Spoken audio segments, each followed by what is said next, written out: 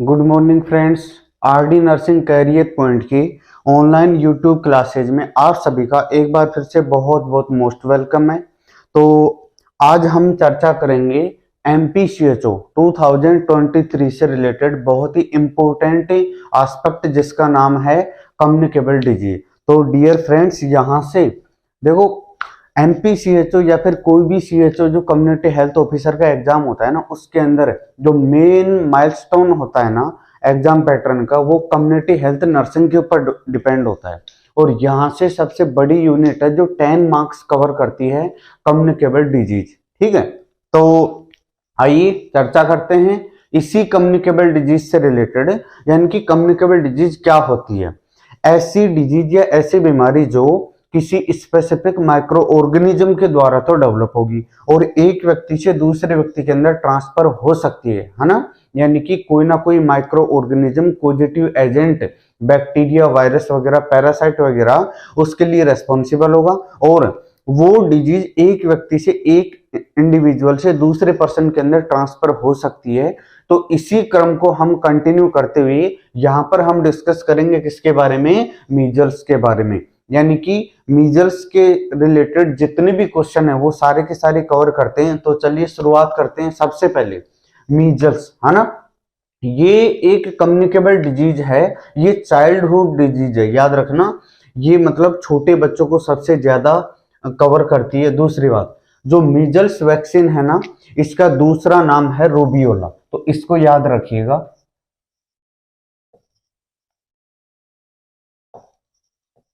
इसका दूसरा नाम है रूबियोला और रूबियोला का मतलब होता है यहाँ पर रेड स्पॉट, रेड स्पॉट। ठीक है ना, तो इस चीज को थोड़ा सा यहां से कंसंट्रेट करिएगा। मीजल्स का मतलब, मीजल्स का अदर नेम क्या है, रूबियोला। और ये जो वर्ड है ना रूबियोला, इसका मतलब क्या होता है, बॉडी के ऊपर रेड स्पॉट डेवलप होते हैं। यानी कि एक तो इंसिडेंस आ चुका है कि यहाँ पर रेसेज डेवलप होंगे। ठीक है ना, सबसे फर्स्ट वन हम मीजल्स के बारे में बात करते हैं। कोई भी कम्युनिकेबल डिजीज के बारे में यदि हम स्टडी करेंगे ना, तो सबसे पहले उसका देखना पड़ेगा पॉजिटिव एजेंट, है ना, पॉजिटिव एजेंट। यानी कि पॉजिटिव एजेंट का मतलब क्या होता है, वो माइक्रो ऑर्गेनिज्म जो इस डिजीज को डेवलप करने के लिए रेस्पॉन्सिबल होता है। तो मीजल्स का पॉजिटिव एजेंट एक आरएनए वायरस है, याद रखिएगा। कैसा है, आरएनए वायरस है, उसका नाम पैरामिक्सो वायरस, पैरामिक्सो वायरस। ठीक है ना, इसके बाद इसका हम देखते हैं इंक्यूबेशन पीरियड। ठीक है, तो डियर फ्रेंड्स, यहां से इंक्यूबेशन पीरियड प्रीवियस क्लास के अंदर मैंने बताया था। इंक्यूबेशन पीरियड का मतलब क्या होता है, कोई भी माइक्रो ऑर्गेनिज्म जब बॉडी के अंदर एंटर करता है और कुछ दिन बाद में स्पेसिफिक जो साइन सिम्टम अपीयर करता है ना, तो एंट्री से लेकर और साइन सिम्टम अपीयर होता है, इसके बीच का जो टाइम इंटरवल होता है, that is called incubation period. तो मीजल्स का इंक्यूबेशन पीरियड होता है 10 to 14 डेज। याद रखिएगा, इसके ऊपर क्वेश्चन आया हुआ है, मीजल्स का इंक्यूबेशन पीरियड कितना होता है, 10 to 14 डेज। इसके बाद में हम देखते हैं इसका कम्युनिकेबल पीरियड। ये जो मैं शॉर्टकट लिख रहा हूं, ये है यहाँ पर पॉजिटिव एजेंट, इसके बाद में इंक्यूबेशन पीरियड, इसके बाद में कम्युनिकेबल पीरियड। यानी कि कम्युनिकेबल पीरियड का मतलब क्या होता है, देखो, कम्युनिकेबल पीरियड का मतलब वो टाइम ड्यूरेशन जिसके अंदर डिजीज एक इंडिविजुअल से दूसरे इंडिविजुअल के अंदर ट्रांसफर हो सकती है। तो यहां से याद करने की ट्रिक बता रहा हूं। देखो, कम्युनिकेबल पीरियड के अंदर यदि हम इसको यदि डिफाइन करना चाहें ना, तो इंक्यूबेशन पीरियड के अंदर देखो 10 से 14 दिन, यानी कि 10 to 14 डेज। कितने दिन का गैप है, लगभग 4 डेज का गैप है ना। यानी कि जिस दिन रेसीज डेवलप होंगे ना, उसके 4 दिन पहले और 4 दिन बाद में। यानी कि हम इसको लैंग्वेज में लिखना चाहें तो 4 days before to 4 days after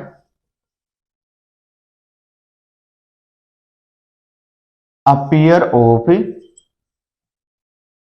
races. ठीक है ना, यानी कि इंडिविजुअल की बॉडी के ऊपर जो मीजल्स रेसेज डेवलप होते हैं ना, उसकी जिस दिन रेसेज डेवलप होना अपीयर होना शुरू होगा, स्टार्ट होगा, उसके 4 दिन पहले और 4 दिन बाद में टोटल 8 डेज का इसका कम्युनिकेबल पीरियड देखा गया है। तो याद रखिएगा, यहां से हम बात कर रहे थे कम्युनिकेबल पीरियड का, तो याद करने का ट्रिक बता रहा हूं।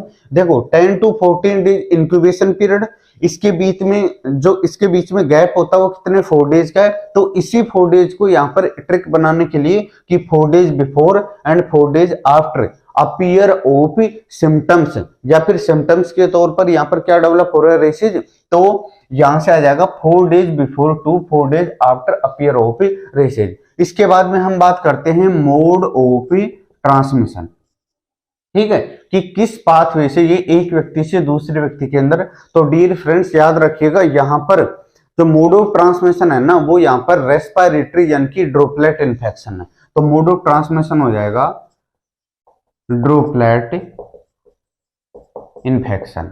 क्लियर है, droplet infection. Route of transmission देखते हैं। एक तो मोड ऑफ ट्रांसमिशन, मोड का मतलब होता है पाथवे, यानी कि किस पाथवे को फॉलो करते हुए ये वाली डिजीज या फिर ये वाला जो वायरस है दूसरे इंडिविजुअल के अंदर ट्रांसफर होता है। तो कौन से पाथवे को फॉलो करता है, ड्रॉपलेट इन्फेक्शन, यानी कि ओरल कैविटी के जो फाइन म्यूकस सलाइवा पार्टिकल है ना, उसके द्वारा एक इंडिविजुअल से दूसरे इंडिविजुअल के अंदर ट्रांसफर होता है, उसको अपन क्या बोलते हैं यहाँ पर, droplet infection. Route of transmission की बात करते हैं तो रेस्पिरेटरी रूट। क्लियर है, यानी कि रेस्पिरेटरी रूट के थ्रू कैसे, बाय स्नीजिंग एंड कफिंग। इसके अलावा बोल सकते हैं स्पीकिंग, ठीक है ना, इसको याद रखिएगा। इसके बाद में अपन देखते हैं यहां पर कौन से सीजन में सबसे ज्यादा होता है।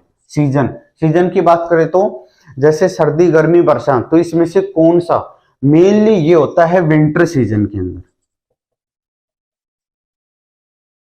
विंटर सीजन के अंदर सबसे ज्यादा इस डिजीज के केसेज अपने को देखने को मिलते हैं। इसके बाद में हम बात करते हैं एज ग्रुप, है ना, कि मोस्टली कौन सी एज ग्रुप को ये सबसे ज्यादा सफर करेगा, तो ये होगा 6 मंथ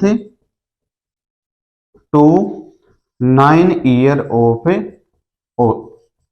एज।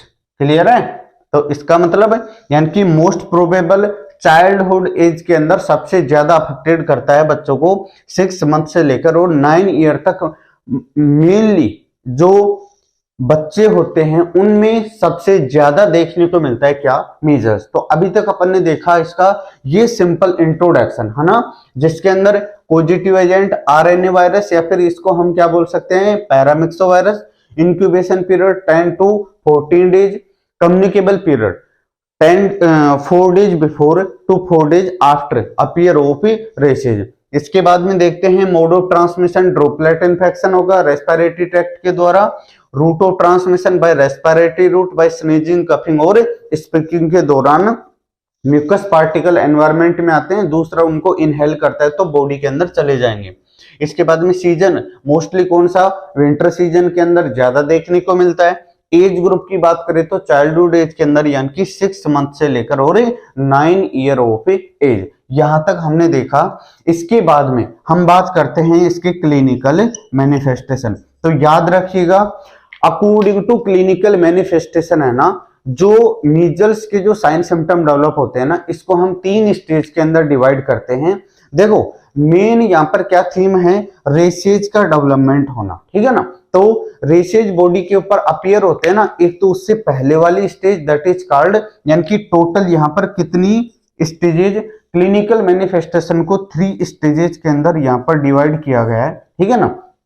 तो फर्स्ट स्टेज कौन सा है, देखो एक तो मेन वो टाइम ड्यूरेशन है जिसके अंदर रेसेज डेवलप होते हैं, उसको हम बोलते हैं यहाँ पर इरप्टिव स्टेज। याद रखिएगा, उसको हम यहाँ पर क्या बोलेंगे, इरप्टिव स्टेज, ठीक है। इरप्टिव स्टेज का मतलब मीजल्स रेसेज डेवलप हो रहे उस टाइम ड्यूरेशन को हम बोलेंगे इरप्टिव स्टेज। इरप्शन का मतलब क्या होता है, डेवलप होना, है ना, अपीयर होना। दूसरी बात, इरप्टिव स्टेज से जो पहले वाली स्टेज होती है उसको अपन बोलेंगे pre eruptive stage. Pre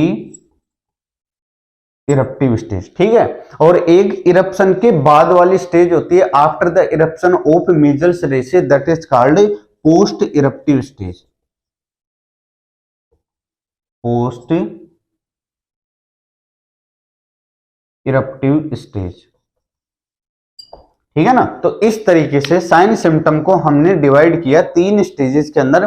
first one eruptive stage, second one first one pre eruptive stage, second one आएगा eruptive stage and after then third one post eruptive stage, ठीक है ना। इसमें से क्वेश्चन आया हुआ है मोस्ट कॉमन या सबसे ज्यादा जो कॉम्प्लिकेटेड मोस्ट डेंजरस जो स्टेज होती है ना वो कौन सी होती है, यहां पर pre eruptive stage most communicable most dangerous, सबसे ज्यादा सिम्टोमेटिक जो कॉम्प्लिकेटेड जो स्टेज होती है ना वो कौन सी होती है, प्री इरप्टिव स्टेज, ठीक है ना। तो यहां से इस क्वेश्चन को याद रखिएगा, pre eruptive stage is most complicated या more communicable than eruptive and post eruptive, ठीक है। तो अब हम यहां से आगे डिस्कस करते हैं वन बाय वन, है ना, इन्हीं तीनों स्टेजेस के बारे में कि कौन सी स्टेज के अंदर कौन कौन से साइन सिम्टम यहां पर अपने को दिखाई देंगे।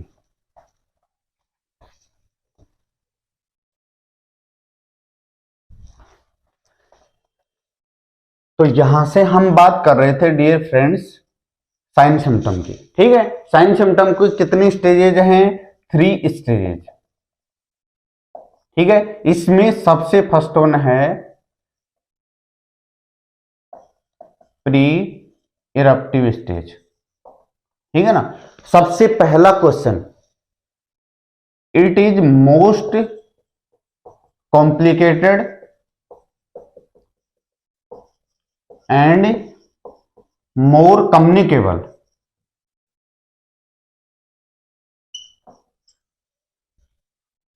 देन अदर स्टेजेस, ठीक है ना। जितनी भी 2 स्टेज हैं इरप्टिव और पोस्ट इरप्टिव, उनमें कंपैरिजन करेंगे ना तो ये वाली इरप्टिव स्टेज सबसे ज्यादा डेंजरस होता है, ठीक है।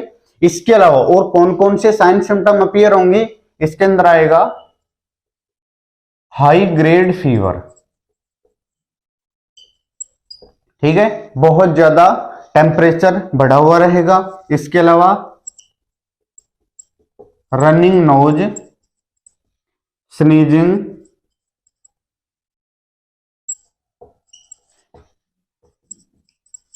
एंड कफिंग, ठीक है। इसके अलावा लैक्रीमेशन, है ना। लैक्रीमेशन का मतलब क्या होता है, आंखों से आंसू बहुत ज्यादा आएंगे, यानी कि एक्सेसिव टीयरिंग बोल सकते हैं अपन, running nose, sneezing, coughing, lacrimation वगैरह, ठीक है। एक स्पेसिफिक इस वाली स्टेज के अंदर क्या होता है, ओरल कैविटी की जो म्यूकस मेम्ब्रेन है उसके अंदर इन्फ्लामेशन हो जाता है, तो व्हाइट स्पॉट डेवलप हो जाते हैं, उसको हम बोलते हैं कोप्लिक स्पॉट।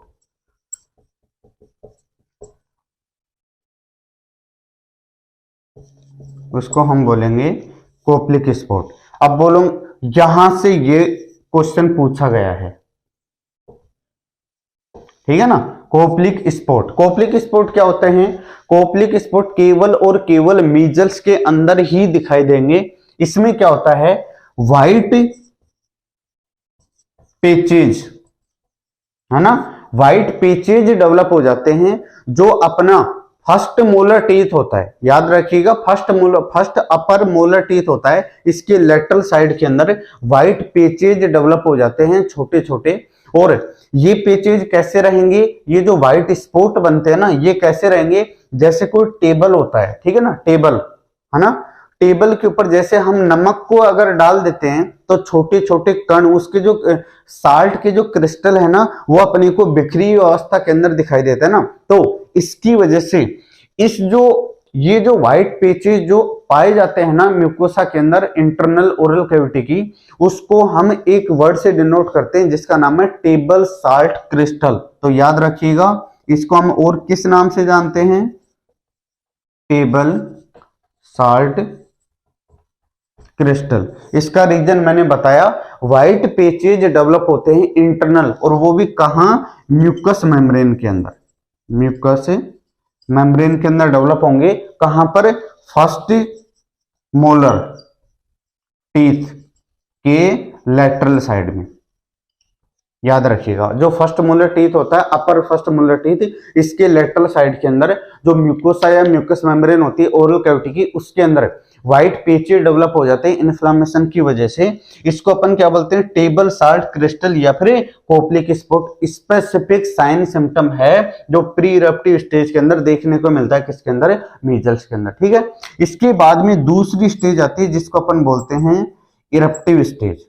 ठीक है ना, तो याद रखिएगा इरप्टिव स्टेज के अंदर मतलब ये मेन स्टेज है जिसके अंदर यहां पर अपने को क्या दिखाई देता है, रेशे डेवलप होता दिखाई देता है। और ये जो रेशेज होता है ना, मीजल्स रेस, जो मीजल्स के अंदर जो रेशे डेवलप होते हैं, सबसे पहला जो रेस होगा ना वो दिखाई देता है बिहाइंड द ईयर। तो फर्स्ट रेस कहां पर होगा, बिहाइंड द ईयर। ये भी क्वेश्चन है इंपॉर्टेंट। ठीक है, ये जो रेसेज होंगे ना ये किस स्टेज के अंदर होंगे, मैक्युलर एंड पेपुलर स्टेज के अंदर, याद रखिएगा। जो अपनी बॉडी के ऊपर मार्क्स पाए जाते हैं ना वो चार टाइप के होते हैं मेनली, मैक्यूल, पेपुल, वेसाइकल एंड पस्टल। सबसे पहले मैक्यूल का मतलब क्या हो गया, अपनी बॉडी की कलर के अलावा जो डिफरेंट कलर के जो स्पॉट पाए जाते हैं ना उसको अपन मैक्यूल बोलते हैं। पेपुल क्या होता है, हार्ड कलर का जो एलिवेटेड जो पार्ट होता है ना उसको अपन पेपुल बोलते हैं। वेसाइकल क्या होता है, जैसे बर्न होने के बाद में जो क्लियर फ्लूइड कलेक्ट हो जाता है लेकिन नॉन इन्फेक्टेड होता है। एलिवेशन है, बॉडी मार्क्स है एलिवेटेड, लेकिन क्लियर जो टिश्यू जो सीरस फ्लूइड कलेक्ट होता है ना उसको अपन क्या बोलते हैं, वेसाइकल। और पस्टल का मतलब छोटी सी फुंसी हो जाती है ना जिसके अंदर पस फॉर्मिंग बैक्टीरिया माइक्रो ऑर्गेनिज्म यानी कि पस प्रेजेंट होता है थोड़ा बहुत उसके सुपीरियर पार्ट के अंदर, अपेक्स पार्ट में, दैट इज कॉल्ड यहाँ पर पस्टल। तो यहाँ पर जो रेशे डेवलप हो रहे हैं ना कौन सी स्टेज के अंदर होंगे, यहाँ पर रेसेज होंगी या तो मैक्यूल स्टेज के अंदर मिलेगी या फिर पैप्यूल स्टेज के अंदर मिलेंगे। ठीक है ना, यानी कि यहाँ पर इन्फेक्शन, इन वाले जहां पर रेसे डेवलप होते हैं ना वहां पर इन्फेक्शन होने के बहुत कम चांसेस होते हैं। ठीक है, इसके बाद में तीसरा आता है जिसको हम बोलते हैं पोस्ट इरप्टिव स्टेज। चलिए इसको ऊपर से देख लेते हैं। सबसे पहले pre eruptive stage most complicated और कम्युनिकेबल स्टेज है, हाई ग्रेड फीवर पाया जाता है। इसके अलावा रनिंग नोज, स्नीजिंग, कफिंग और लैक्रिमेशन है। इसके बाद में कोपलिक स्पॉट यानी कि देखने को मिलता है स्पेसिफिक क्लासिकल साइन है मीजल्स का, व्हाइट पेचेज डेवलप होते हैं कहां पर, फर्स्ट मोलर टीथ के लेटरल साइड के अंदर। इसकी वजह से हम ये जो मतलब कि ये जो स्पॉट है ना इनको हम किस नाम से जानते हैं, टेबल साल्ट क्रिस्टल के नाम से जानते हैं। इसके अलावा इरप्टिव स्टेज के अंदर हम देखेंगे ना तो इरप्शन मतलब मीजल्स के रेशे डेवलप होंगे और वो कौन सी स्टेज के अंदर होंगे, वो होंगी या तो मैक्युलर या फिर पेपुलर स्टेज के अंदर। और जो मीजल्स के अंदर जो रेशे डेवलप हो रहे हैं ना, क्वेश्चन आया हुआ है सबसे पहला रेस कहां पर डेवलप होता है, तो वो होगा बिहाइंड द ईयर। इसके बाद में हम देखते हैं थर्ड स्टेज है ना क्लिनिकल मैनिफेस्टेशन की, पोस्ट इरप्टिव स्टेज। जब बच्चे के अंदर इतनी सारी प्रॉब्लम होंगी ना तो उसका ग्रोथ रुक जाता है ना, वेट प्रॉपर गेन नहीं कर पाएगा और ग्रोथ रुक जाएगा। तो इसकी वजह से यहां पर देखने को मिलता है मोस्टली एक तो वेट लॉस और ग्रोथ रिटार्डेशन, ग्रोथ रिटार्डेशन, ये दो कंडीशन देखने को मिलता है। और जो जितने भी साइन सिम्टम है ना वो क्या हो जाते हैं, सबसाइड हो जाते हैं। तो याद रखिएगा साइन सिम्टम तो रिलीव हो जाएंगे लेकिन बच्चे के अंदर वेट लॉस और ग्रोथ रिटार्डेशन देखने को पाया जाएगा। इसके बाद में अब हम बात करते हैं यहां पर मैनेजमेंट ऑफ मीजल्स। देखो मीजल्स का मैनेजमेंट कर रहे हैं ना तो ओब्वियसली आपको भी पता है यहां पर सबसे यूनिवर्सल जो वेपन जो हथियार है ना वो है वैक्सीन का। ठीक है, और वैक्सीन के तौर पर यहां पर मीजल्स वैक्सीन ही यूज करते हैं। दो वैक्सीन होती हैं, फर्स्ट वन तो यहां पर होगी मीजल्स। मीजल्स जो वैक्सीन होती है ना, याद रखिएगा मैं बात कर रहा हूं मैनेजमेंट के अंदर वैक्सीन, और वैक्सीन के अंदर यहां पर सबसे फर्स्ट वन कौन सा आ गया, मीजल्स वैक्सीन। कब देते हैं, 9 मंथ के ऊपर। ठीक है, रूट कौन सा होगा, सबक्यूटेनियस रूट, ठीक है, सिंगल डोज होती है, ठीक है। अमाउंट कितना होगा 0.5 ml, तो याद रखिएगा 0.5 ml देते हैं, सिंगल डोज होगी, सबक्यूटेनियस रूट होता है, और कब देते हैं at a 9 month of age. इसके अलावा दूसरी जो वैक्सीन होती है MMR, अब इसके अंदर देखो मीजल्स मम्स रूबेला तीनों डिजीज से रिलेटेड प्रोटेक्शन मिलता है, तो इसके अंदर मीजल्स आ गया है ना, तो वो भी सेम 16 से 24 month 16 to 24 month of age, same subcutaneous route होगा, है ना, वही सिंगल डोज और 0.5 ml इसका अमाउंट होगा, ठीक है ना। तो याद रखिएगा ये दोनों वैक्सीन हम यूज करते हैं बच्चे के अंदर, एक तो मीजल्स और दूसरा यहाँ पर कौन सा है MMR है। अगर ज्यादा सीवियर केस है तो हम यहाँ पर वैक्सीन ना देकर हम डायरेक्ट इम्यूनोग्लोबुलिन यानी कि एंटीबॉडी, यानी कि इन सीवियर केसेस क्या देते हैं इम्यूनोग्लोबुलिन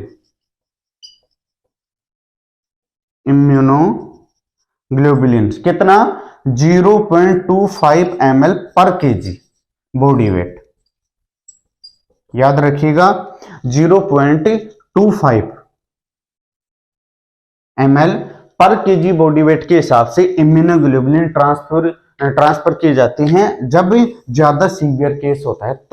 तो डियर फ्रेंड्स, हमने यहां पर देखा मीजल्स से रिलेटेड जितने भी पॉइंट हैं एग्जाम के अंदर, जितने भी क्वेश्चन है इससे बाहर नहीं जाएगा। हमने मीजल्स के अंदर सारे पॉजिटिव एजेंट से लेकर उसके mode of transmission, incubation period, communicable period वगैरह, साइन सिम्टम, उसकी स्टेजेज, इसके बाद में उसका मैनेजमेंट अकॉर्डिंग टू वैक्सीनेशन, तो ये यहां तक कंप्लीट हुआ।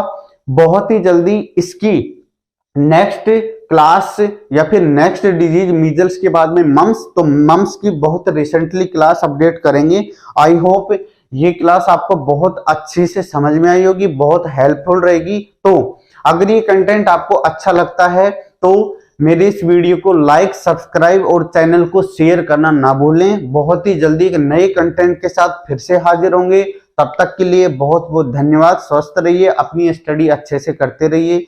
Good luck.